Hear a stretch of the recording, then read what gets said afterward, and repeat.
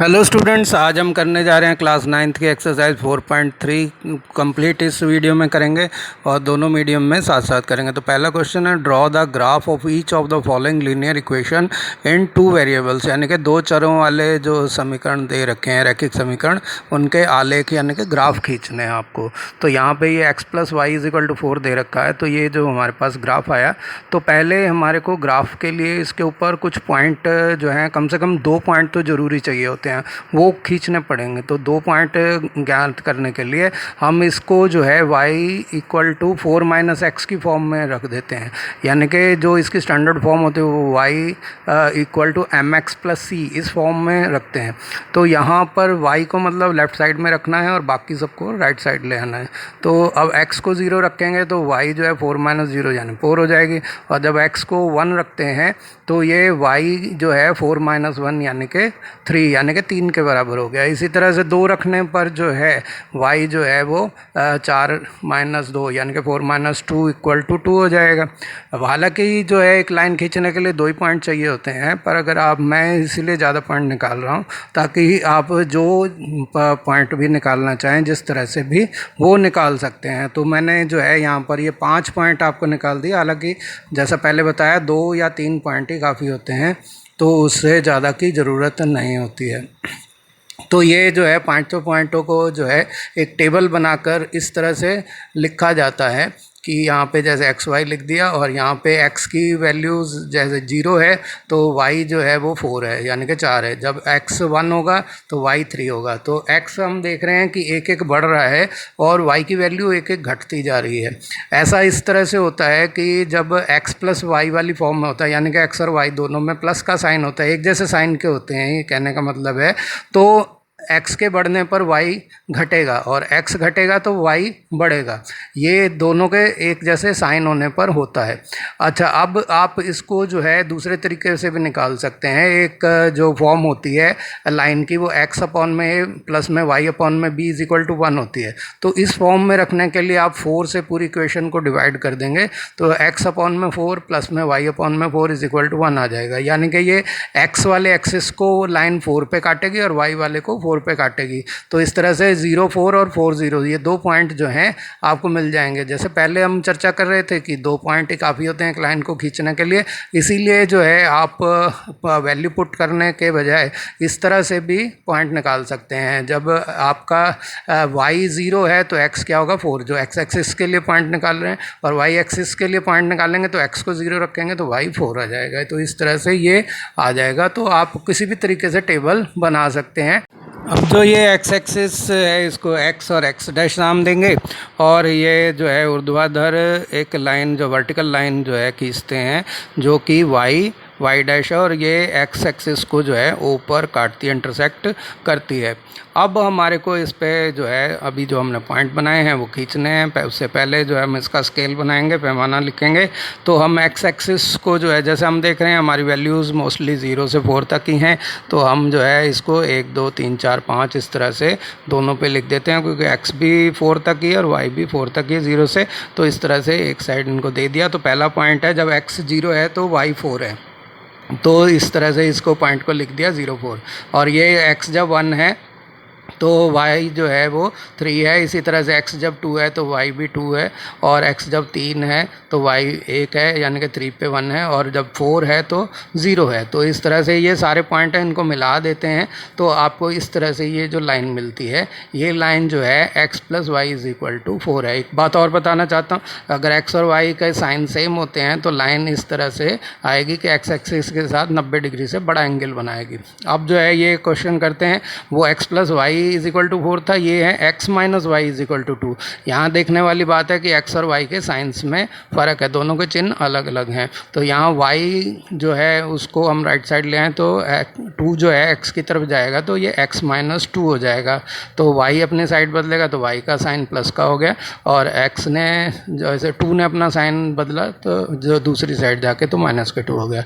अब अगर x को 0 रखते हैं तो y 0 - 2 यानी कि -2 हो गया, और x को अगर हम 1 रखते हैं तो y जो है ये 1 माइनस 2 हो जाएगा, जो कि माइनस के 1 होगा। तो इसी तरह से अगर x को हम 2 रखते हैं तो y जो है 2 माइनस 2 यानी कि 0 हो जाता है। तो इस तरह से 3 पॉइंट हमारे पास आ गए। आप चाहें तो और भी पॉइंट ले सकते हैं, लेकिन जैसे पहले भी बात हुई है कि 2 या 3 पॉइंट से ज़्यादा की आवश्यकता नहीं होती है।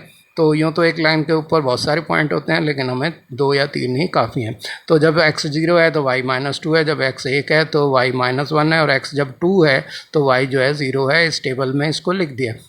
तो ये 3 पॉइंट हमारे को आ गए। अब इन्हें ग्राफ पे लिखना। आप जो पहले जैसे हम बता रहे थे कि x अपॉन में a प्लस y अपॉन में b इज़ इक्वल टू 1 वाली फॉर्म में रखना है, तो इसको दोनों तरफ जो है 2 से डिवाइड कर देंगे, 2 से डिवाइड कर देंगे तो ये इस तरह से आ जाएगा। तो अब ये माइनस का साइन बीच में नहीं होना चाहिए, इसलिए प्लस लगा देंगे और माइनस के साइन को y के नीचे लिख देंगे, तो यानी कि वो -2 हो जाएगा। तो इससे जो टेबल बनेगा, जब x के नीचे 2 है उसको लेना है तो x को 2 लिखेंगे और y को 0, और जब y के नीचे वाला -2 लिखना है तो y -2 और 0। तो ये पॉइंट हमने निकाले भी हैं, यहाँ देखिए ये आ भी रहे हैं। तो इस तरह से आप जो है दोनों में से किसी भी तरीके से निकाल सकते हैं। अब इनको ग्राफ के ऊपर प्लॉट करना है, तो ये ग्राफ आ गया हमारे पास, और ग्राफ के ऊपर ये x एक्सिस हमारे पास आ गया, x अक्ष आ गया, जो कि जो है क्षैतिज के समानांतर है। तो इस क्षैतिज दिशा में, और ये ऊर्ध्वाधर यानी कि वर्टिकल है। तो एक हॉरिजॉन्टल और एक वर्टिकल, एक्स एक्सिस हॉरिजॉन्टल है और वाई एक्सिस वर्टिकल है। तो ये खींच दिए, जो कि ये ओ एक्सिस पे काट रहे हैं।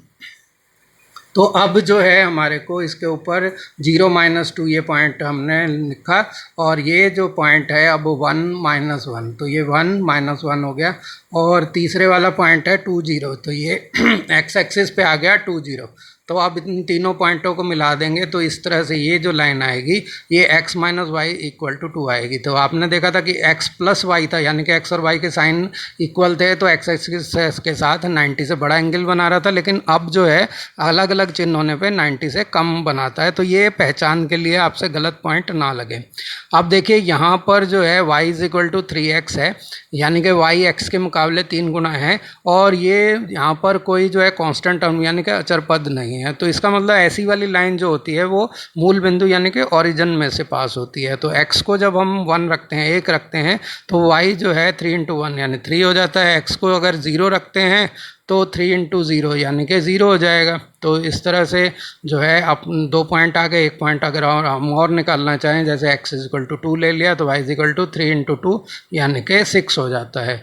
इस वाली लाइन को जो है हम x अपॉन में a प्लस में y अपॉन में b इज इक्वल टू 1 वाली फॉर्म में नहीं रख सकते, क्योंकि यहाँ कांस्टेंट टर्म कुछ 0 है, इसलिए डिवाइड नहीं किया जा सकता। इसको तो इसी तरीके से निकालना पड़ेगा।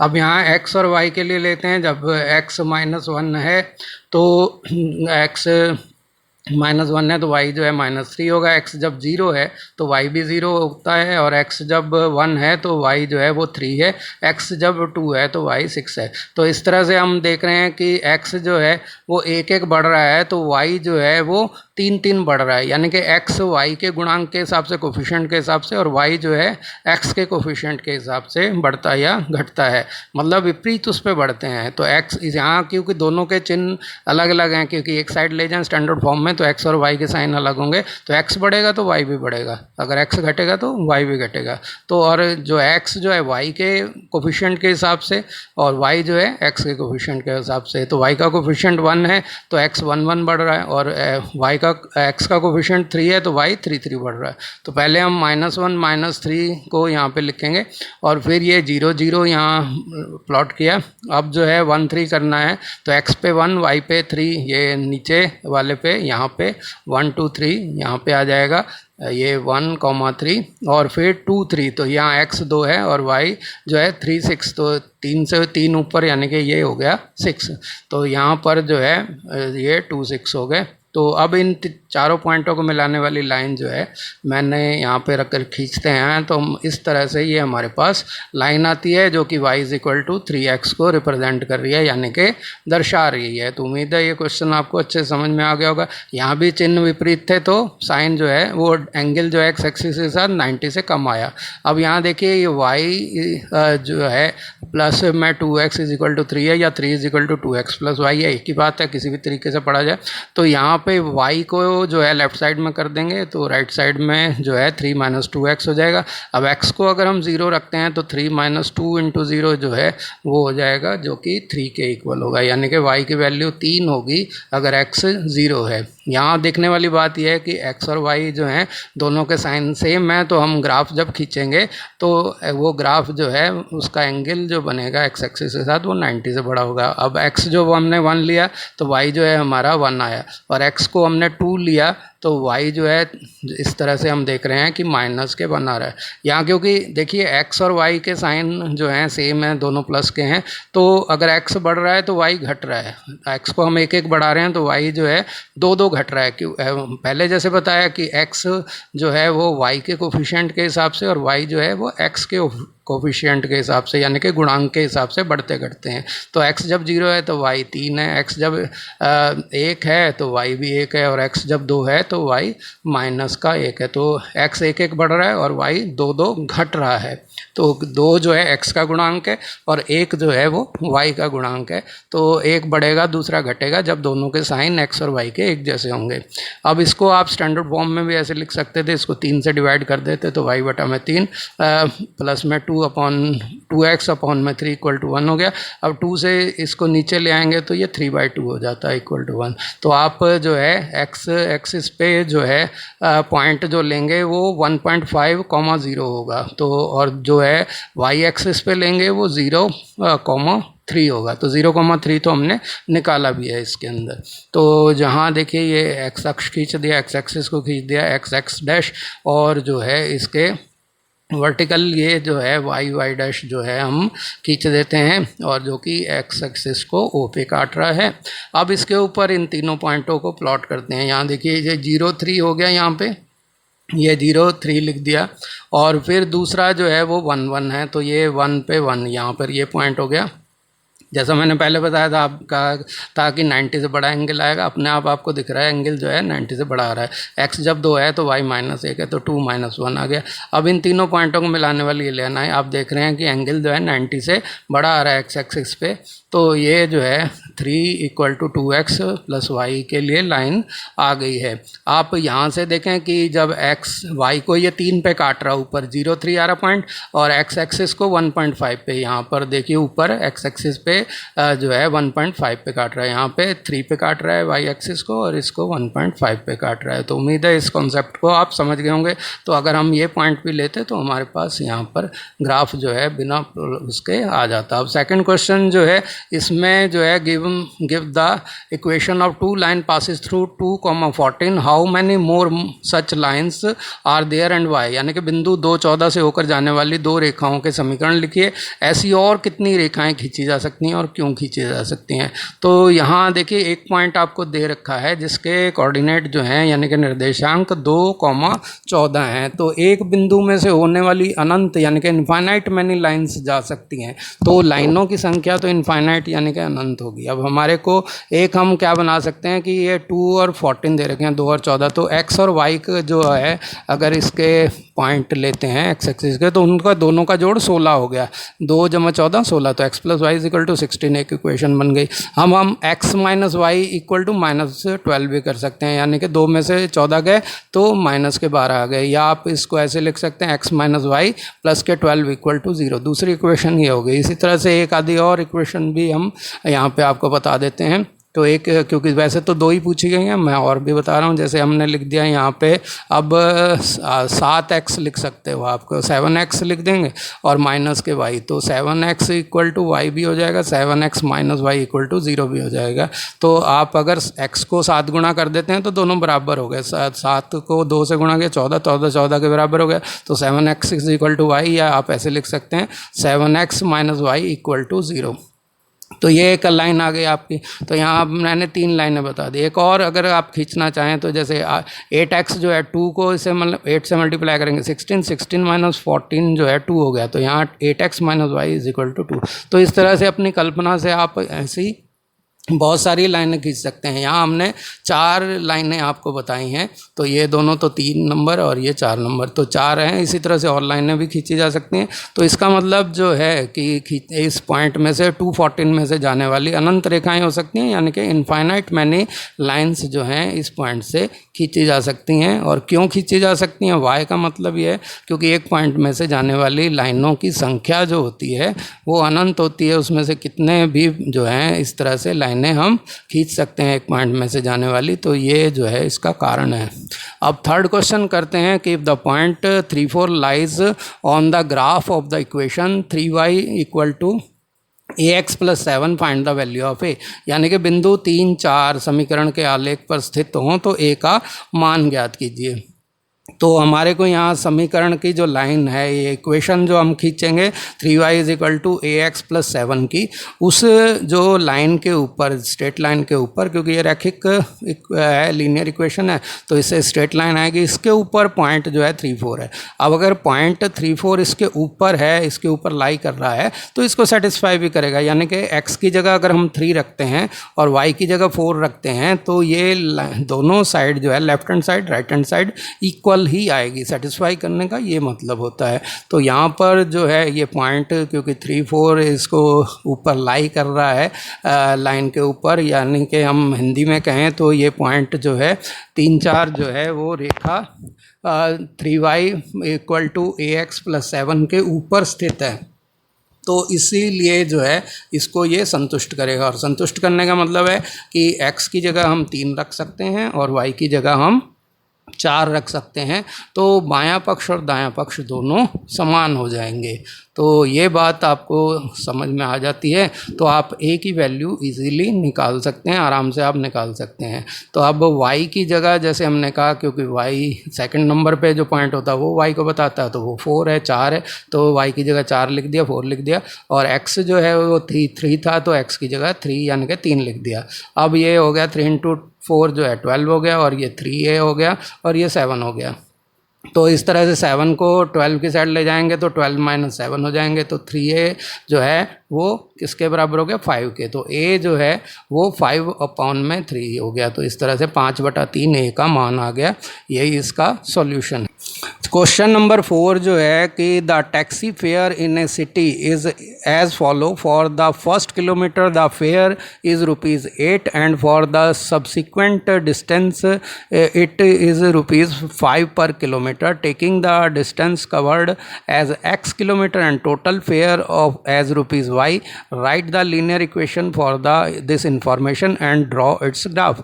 यानी कि वो कह रहा है कि एक नगर में एक टैक्सी का किराया जो है वो निम्नलिखित प्रकार है कि पहले 1 किलोमीटर का किराया ₹8 लगता है, यानी कि आप कितनी भी दूर जाएं, चाहे बैठ के थोड़ी सी दूर जाके ही उतर जाएं, मतलब वो पूरे आपसे ₹8 लेगा। इसके बाद अगर एक्स्ट्रा कोई 1 किलोमीटर जाते हो तो उसके लिए वो ₹5 पर किलोमीटर लेता है। तो अगर कुल दूरी जो आपने तय की है वो x किलोमीटर है, तो किराया ₹y हो, तो इसका जो है रैखिक समीकरण खींचना है और उसका आलेख भी खींचना है। तो रैखिक समीकरण बताना है, और इसका जो है रैखिक समीकरण तो बताना है और आलेख जो है वो खींचना है।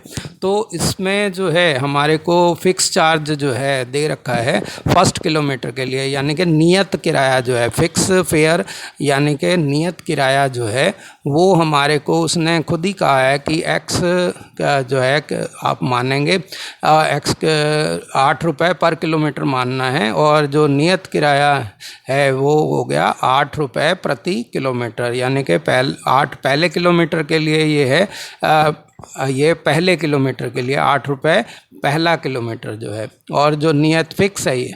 और दूसरा जो है कि आपसे उसने कहा कि अगला जो 1 किलोमीटर चलने के बाद आगे जितने भी आप किलोमीटर जाते हैं उसका सब्सिक्वेंट जो डिस्टेंस है, बचा हुआ जो डिस्टेंस है, उसके लिए वो ₹5 पर किलोमीटर आपसे चार्ज करेगा। तो सब्सिक्वेंट फेयर पर किलोमीटर हो गया आपसे ₹5, यानी कि ₹5 प्रति किलोमीटर अतिरिक्त है, मतलब 1 किलोमीटर को छोड़ के बचे हुए जो यात्रा की आपने, जैसे 10 किलोमीटर गए तो पहले किलोमीटर के 8 और बाकी बचे हुए 9 किलोमीटर के वो आपसे 5 रुपये के हिसाब से 45 रुपये 8 किलोमीटर, मतलब पहले के 8 और बाकी के 5, यानी कि 3 रुपये पहले किलोमीटर में एक्स्ट्रा वो आपसे ले रहा है और फिक्स ले रहा है, आप चाहे कितने भी किलोमीटर जाएँ।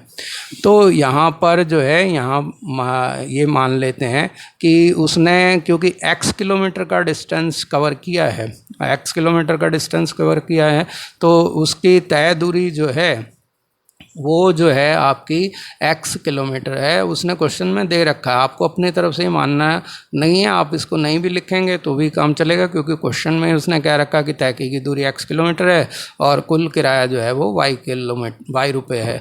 तो डिस्टेंस कवर किया वो है x किलोमीटर, और जो फेयर है, टोटल फेयर है यानी कि कुल किराया है, वो किराया है y। तो किराया y है, तो यहाँ पे किराए को y लिख देंगे, फेयर को, टोटल फेयर को y लिख देंगे। तो ये हो गया y। और उसके बाद जो है अब आपको क्या करना है, इसमें क्या बताया कि पहले किलोमीटर के तो हैं 8 रुपये और बाकी 5 रुपये पर किलोमीटर लेता है। लेकिन आप इस तरह से लिखेंगे तो ये गलत होगा कि आपने x किलोमीटर को 5 से गुणा कर दिया, जबकि आप x किलोमीटर 5 के हिसाब से नहीं गए हैं, आप x-1 किलोमीटर 5 के हिसाब से गए हैं। तो ये इस तरह से ज़्यादातर बच्चे लिखते हैं और गलत हो जाता है। तो सही हो ये होगा कि y = 5 इंटू में x-1 प्लस में 8, यानी कि 1 किलोमीटर के 8 रुपये और बचे हुए x में से 1 किलोमीटर कम करके उनके 5 रुपये। इसको खोलेंगे तो 5x - 5 जमा के 8 हो जाएंगे, और ये y इस तरह से हो गया 5x और जमा के 3, तो ये जमा के 3 हो गए। तो इस तरह से ये जो है हमारी इसकी रैखिक समीकरण यानी कि लीनियर इक्वेशन आ गई जो हमें निकालनी थी। अब ग्राफ खींचना है, तो ये ग्राफ आ गया हमारे पास, और ग्राफ के ऊपर जो है हमने जो लाइन खींचनी है वो बिल्कुल अलग तरह से होगी। ये देखिए, ये x और x डैश है। यहाँ नियत किराया आपको भ्रमित कर सकता है कि नियत किराए को कैसे खींचा जाएगा, क्योंकि ये एक स्ट्रेट लाइन नहीं आने वाली, तो ये कैसे खींची जाएगी ये थोड़ा सा ध्यान से देखने वाली बात है। तो यहाँ पर आपको इसको ध्यान से समझना है। तो यहाँ आप देख रहे हैं कि पहले जो 1 किलोमीटर है और ये किलोमीटर वाइज हम बना रहे हैं, तो 1-1 किलोमीटर का बनाएंगे, क्योंकि प्रति किलोमीटर का किराए का हिसाब दे रखा है। तो एक हर जो है 1 सेंटीमीटर को जो है हमने 1 मान लिया, तो ये जो है 1 किलोमीटर है, तो 1 ये किलोमीटर को बता रहा है। और यहाँ किराया जो है उसको हमने रुपयों में मान लिया, तो 10 रुपये, 20 रुपये, 30 रुपये, इस तरह से ये हो गए। अब जो है हमारा, क्योंकि सारा किराया प्लस में होगा तो पहले वाले में आएगा। यहाँ से ये शुरू ही 8 से होगा, यहाँ से 0 से शुरू नहीं करना है, आप इसको शुरू ही 8 से करेंगे, यानी कि 1 किलोमीटर का किराया 8 रुपये। क्योंकि अगर हम यहाँ पे अगर इसके पॉइंट निकालने लगे तो गड़बड़ हो सकती है। पॉइंटों पे ये क्वेश्चन में थोड़ी सी सावधानी रखनी है कि x अगर, अब जैसे मान लो मैंने 0 रखा, तो x 0 रखा तो इससे y क्या आ जाएगा, यहाँ पे अगर 0 रखते हैं तो y 3 रुपये आ जाएगा। यानी कि जब आप दूरी चली ही नहीं तो आपको 3 रुपये किस बात के देने होंगे, तो y = 3। इसका मतलब अगर आप 0 के लिए निकालेंगे तो वो गलत हो जाएगा। तो इसीलिए इसको शुरू किससे करना है, 1 किलोमीटर से, क्योंकि 1 किलोमीटर का तो आपका फिक्स किराया है 8 रुपये। तो आप इसको जो है इधर ऐसे लिख सकते हैं कि एक स्ट्रेट लाइन भी लगा सकते हैं इसकी, 0 से लेके 1 तक जो है ऊर्ध्वाधर, यानी कि जो x अक्ष के समानांतर, यानी कि उसके पैरेलल एक लाइन 0 से लेके 1 तक खींच सकते हैं। अब अगर x = y लेते हैं तो ये 5 इंटू में 1 + 3 यानी कि 8 आ गया, यानी कि 1 किलोमीटर का किराया 8। तो ये 0 से लेके 1 तक 8 ही है, तो ये एक सीधी लाइन आएगी 0 से मतलब 8 तक, यानी कि आप x 0 पे भी वो जो है 8 ही है और आगे तक भी वो 8 है। तो इधर, लेकिन हम इसको इसलिए नहीं दिखा रहे क्योंकि 0 किलोमीटर पर तो 3 दिखा रहा है, तो हम इसको पीछे वाली को दिखाएंगे ही नहीं, और इसको स्टार्ट कहाँ से करेंगे, 1 से ही करेंगे। तो ये समझने वाली एक बात थी। तो x = 2 होता है, तो जो है किराया 13 रुपये आएगा, 2 किलोमीटर का 13, 8 + 5 13 हो जाते हैं, आपको पता ही है। इसी तरह से अगर हम जो है 3 किलोमीटर जाते हैं तो 8 और 5 दूनी 10 यानी कि 18 आएंगे, तो 3 किलोमीटर का किराया 18 रुपये आ जाएगा। तो आप ऐसे भी कर सकते हैं कि 3 किलोमीटर का 15 और पहले किलोमीटर में जो उसने 5 के बजाय 8 लिए थे, 3 एक्स्ट्रा लिए थे, तो +3 है वो, तो वही है यहाँ पे 5x + 3। तो यही आ रहा हमारा किराया। तो अब हम यहाँ से 8 पे निशान लगाया 1 किलोमीटर के लिए, 2 के लिए 13 पे लगाया। 13 का मतलब है 1 के ऊपर 3 छोटे खाने, और फिर 3 किलोमीटर के लिए 18, यानी कि 1 के ऊपर 8 छोटे खाने। तो ये लाइन जो आएगी y = 5x + 3 के लिए आएगी और किराए की लाइन को बताएगी। अब छठा क्वेश्चन है, if the work done by a body on application of a constant force is directly proportional to the distance travelled by the body, express this in form of an equation in 2 variable and draw the graph of same by taking the constant force as 5 unit. Also read from the graph the work done when the distance traveled by the body is। यानी कि एक अचर बल लगाने पर पिंड द्वारा किया गया कार्य पिंड द्वारा तय दूरी के समानुपाती है। इस कथन को 2 चरों वाले समीकरण के रूप में व्यक्त कीजिए। अचर बल 5 मात्रक लेकर इसका आलेख खींचिए अगर पिंड की द्वारा तय की गई दूरी 2 मात्रक हो या 0 मात्रक हो। तो यहाँ पर सवाल में ये समझना है कि आपको, जैसे आपने ये फिज़िक्स का एक सिद्धांत भौतिक विज्ञान का, कि अगर आप किसी चीज़ पे बल लगाते हैं तो उसमें विस्थापन उत्पन्न होता है, तो वो जो है बल द्वारा विस्थापन उत्पन्न करने से कार्य होता है। यानी कि अगर आप फोर्स लगाते हैं किसी चीज़ के ऊपर, तो अगर वो डिस्प्लेस होती है तो उसके द्वारा वर्क होता है। तो ये वर्क जो है वो कह रहा है कि उसके जो है वर्क को हमने फोर्स जो लगाया गया है उसको हमने यहाँ पे लिखना है कि अब यहाँ पर वो क्या कह रहा है कि फोर्स जो है वो तो 5 किलोमीटर, और वर्क जो है यहाँ पे जो है यहाँ पे फोर्स हमारा है वो कितना है, वो हमने लिया y किलोमीटर, और डिस्टेंस जो है वो x किलोमीटर लिया। y जो है प्रोपोर्शनल x के, प्रोपोर्शनल का साइन हटा के हम यहाँ पे y = kx लिख देते हैं। तो वर्क जो है वो हमारा जो है वो होगा इस तरह से कि वर्क, बल की जगह फोर्स की जगह यहाँ पे y = वर्क लिखना था, यानी कि कार्य। इसको फोर्स की जगह आप कार्य वर्क लिखिए, गलती से फोर्स लिखा गया है तो आप इसको वर्क या कार्य कर सकते हैं। तो y जो है वो अगर k 5 के बराबर है तो y = 5x हो गया।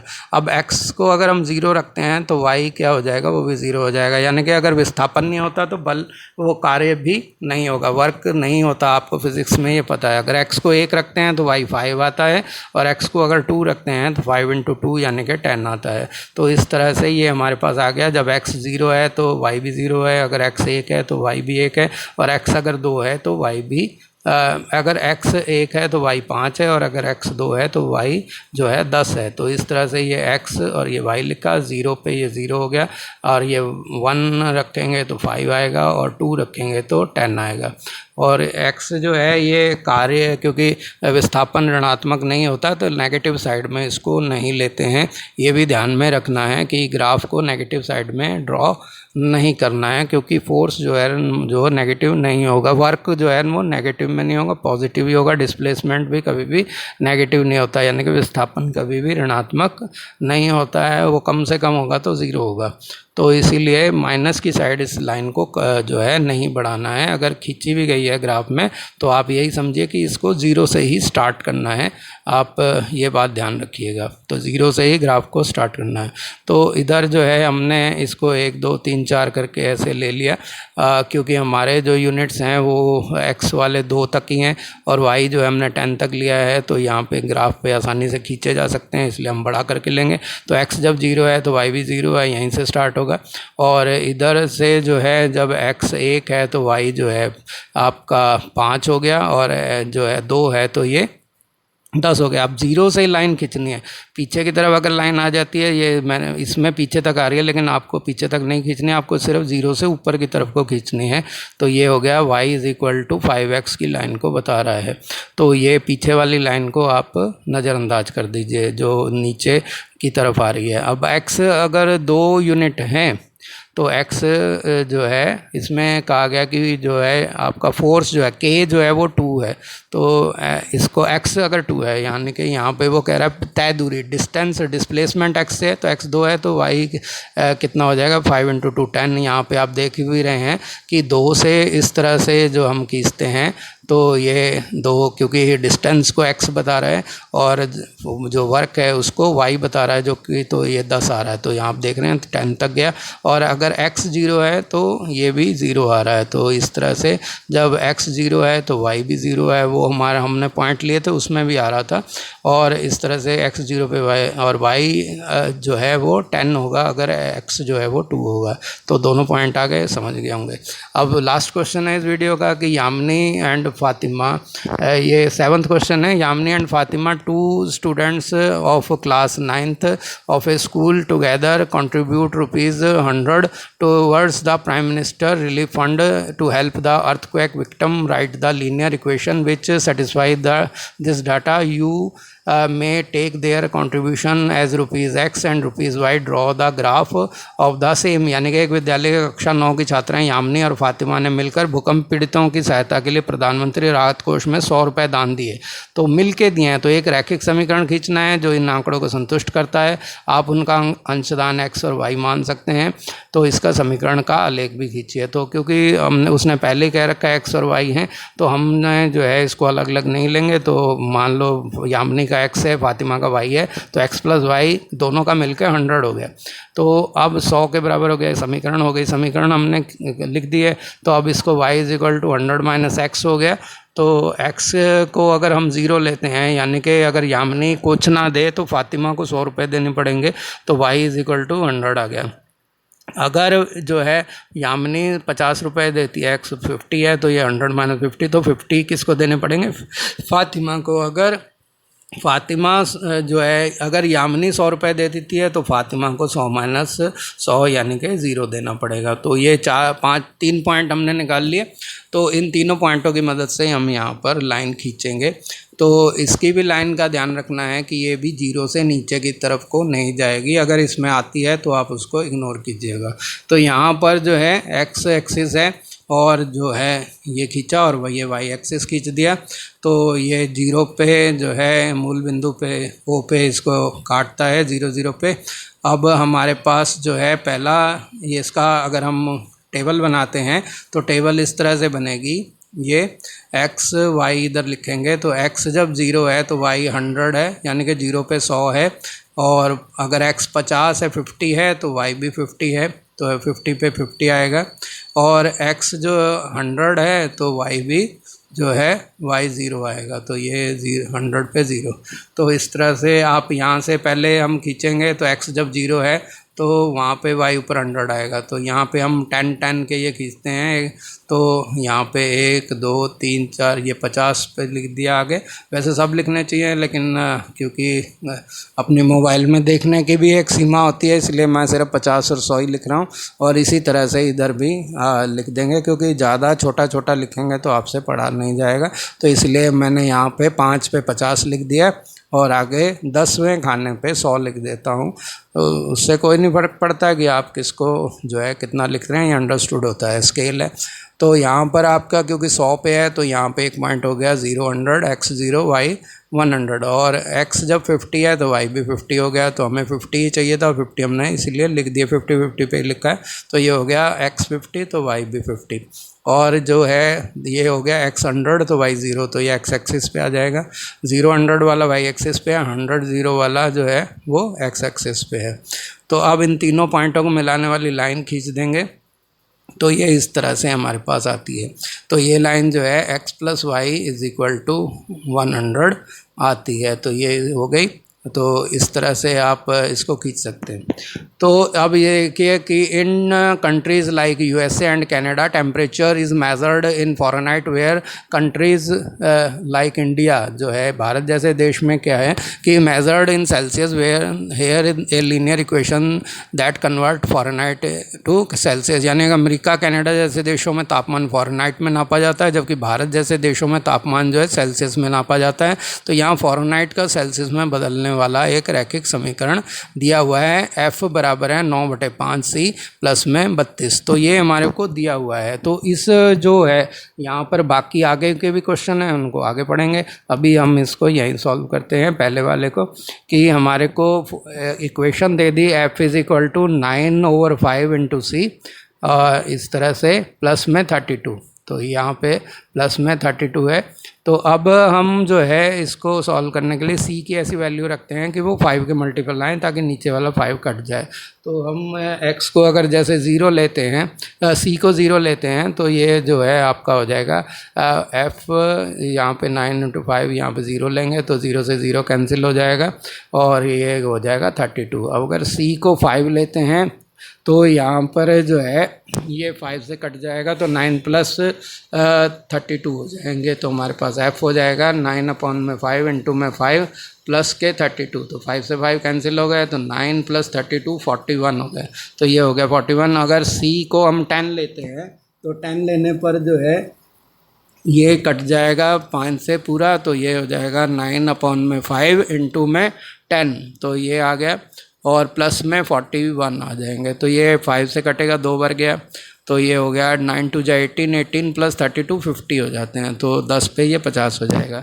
इस तरह से 3 पॉइंट आ गए। अब हम इनका जो है टेबल बना लेते हैं और टेबल बना लेने के बाद जो है ये हो गया x और ये हो गया y।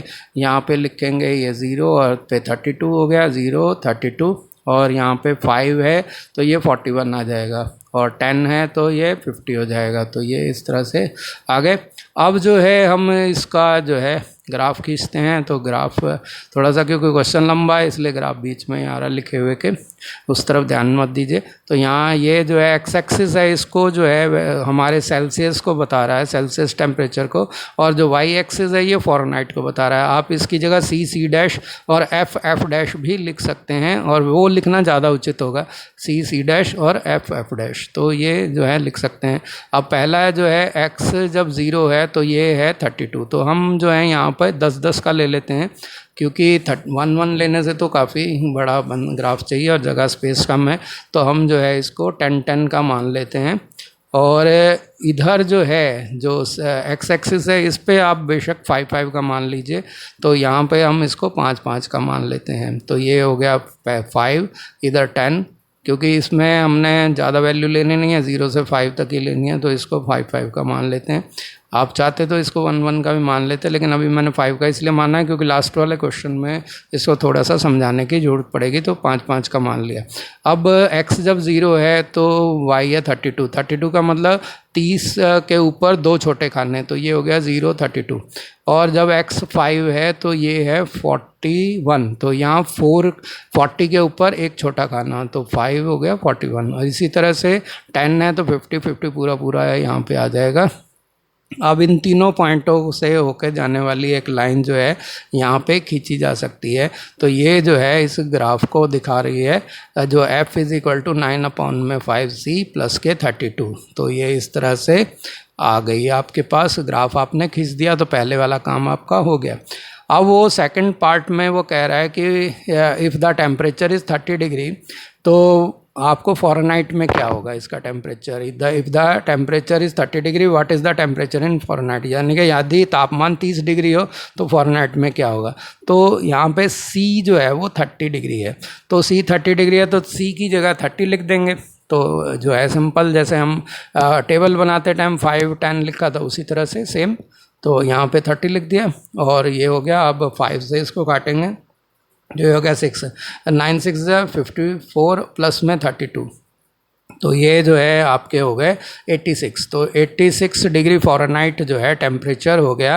अगर 30 डिग्री सेंटीग्रेड पे फ़ारेनहाइट में 86 होता है। तो यहाँ आप देख सकते हैं कि अगर 30 होता तो ऊपर जाके इसको बढ़ाते तो 80 से ऊपर जा रहा था, यानी कि 86 के करीब ही जाएगा ये। तो अगर इस ग्राफ को आगे बढ़ाएंगे तो 30 पे ये 86 से ही जाता दिखेगा।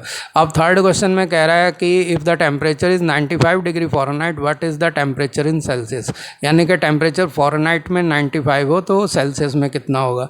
तो यहाँ पे F जो है वो 95 दे रखा है, F = 95 डिग्रीज। तो F 95 है, यानी कि लेफ़्ट साइड में आपने 95 लिखना है F की जगह पे, और 9/5 इंटू में C और प्लस में 32, ये हो गया। अब इधर 32 को 95 की साइड ले जाएंगे तो ये 9/5C जो है वो हो जाएगा 95 - 32। तो यहाँ पे 95 - 32 होगा जो कि 63 के इक्वल हो गया। और 63 9 का मल्टीपल है तो 9 से कट जाएगा 7 बार में, तो ये 7 आ गया। तो अब 5 से 7 को मल्टीप्लाई करेंगे तो हमारे पास सी जो है 35 डिग्री आ गया, यानी कि 35 डिग्री सेल्सियस होगा टेम्परेचर, जब फॉरेनहाइट में वो 95 था। तो अब फोर्थ है कि if the temperature is 0 degree centigrade what is the temperature in Fahrenheit, and if the temperature is 0 degree Fahrenheit what is the temperature in Celsius. तो दोनों में बताना है कि यानी कि 0 डिग्री सेंटीग्रेड हो तो फॉरेनहाइट में कितना होगा, और फॉरेनहाइट 0 हो तो सेल्सियस में कितना होगा। तो अगर F 0 डिग्री फॉरेनहाइट है तो यहाँ पर जो है आप इसको 0 लिखेंगे, और ये हो गया 9/5, यहाँ सी हो गया, और ये प्लस के 32, तो 9/5 सी इज़ इक्वल टू माइनस के 32। तो इसको से सिंप्लीफाई करेंगे तो ये सी जो है ये हो जाएगा माइनस के 32 इंटू में 5/9। तो इस तरह से हम इसको लिख सकते हैं। तो माइनस के 32, ये 5 ऊपर आ गए और 9 नीचे आ गए। अब 32 को 5 से मल्टीप्लाई करते हैं, बाहर माइनस का साइन लगा के, पहले नेगेटिव है तो नेगेटिव तो लगेगा ही, और ये 35 को इससे किया तो 10 और ये 15 60 है, 160/9 आ जाता है। तो 9 से इसको डिवाइड करते हैं, 1 टाइम्स जाएगा और बच गए हमारे पास 7, 70 हो गया। तो ये 7 बार जाएगा, 63 हो गया, फिर 7 आ गया, तो यानी कि 7 7 7 ऐसे आता रहेगा। तो 17.7 डिग्री जो है नेगेटिव में ये आएगा सेंटीग्रेड में। तो 17.7 डिग्री सेंटीग्रेड जो है ये आपका टेम्परेचर आ जाएगा। सेंटीग्रेड लिखना है फॉरेनहाइट की जगह यहाँ पे। अब जो है अगर ये सेंटीग्रेड में 0 होगा तो फॉरेनहाइट कितना होगा, 32 होगा, क्योंकि सी की जगह हम 0 रखते हैं। तो एफ़ जो है 9/5 इंटू 0 प्लस में 32 हो जाएगा, तो वो 32 आएगा। यहाँ मैं कर नहीं रहा, आपने आप कर लीजिएगा, बहुत छोटा सा है, स्पेस कम है इसीलिए नहीं किया। फिफ्थ जो है कि क्या कोई ऐसा भी तापमान है जहाँ दोनों समान हो, यानी कि फॉरेनहाइट और सेंटीग्रेड दोनों बराबर हो जाएंगे। तो ये जो है हम सी की जगह भी एफ़ ही रख देते हैं, या एफ़ की जगह सी रख देंगे तो भी काम चलेगा। तो यहाँ पे एफ़ को दोनों को एक साइड ले जाएंगे तो जो है ये 5 एफ़ जो है 5/5 माइनस में 9/5 हो जाएगा। तो इस तरह से हमारे पास माइनस के 4/5 एफ़ हो जाएंगे। तो माइनस के 4/5 एफ़ ये हमारे पास आते हैं। तो ये हो गया माइनस के 4F/5 इक्वल टू 32। तो अब जो है इधर जो है 32 को काटते हैं 8, तो फॉरेनहाइट में ये आ जाएगा माइनस के 40। तो -8 इंटू में 5, ये माइनस के 40 आ गए, यानी कि -40 डिग्री फॉरेनहाइट पे जो है सेंटीग्रेड में भी माइनस के 40 होगा।